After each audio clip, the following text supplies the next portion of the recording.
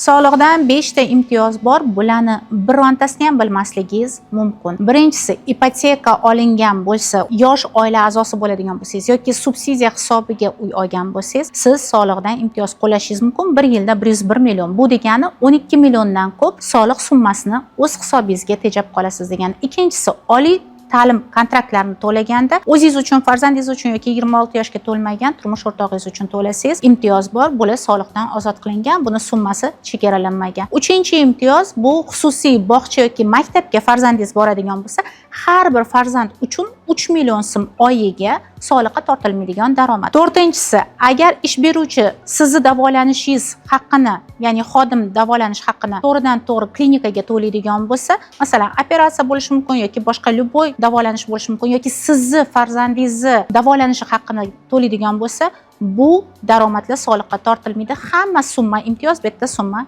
chegaralanmagan. Va beshinchisi, malaka oshirish uchun to'lagan summalaringiz 1 yilda 8/1 qismi soliqqa tortilmaydi. Bu degani siz 395 ming so'm soliq summasini ekonom qilib qolasiz. Agar siz bu ma'lumotni bilmasdan soliqlarni to'lagan bo'lsangiz, albatta ish haqqi spravkasi va to'langan cheklarni ilova qiling. Bog'chaga, institutga, malaka oshirishga, klinikaga farqi yo'q. Hamma cheklarni ilova qiladigan bo'lsangiz, albatta 12% solig'ingiz sizga qaytarib beriladi. Bu imtiyozlarni kerakli odamlarga jo'natib qo'ying.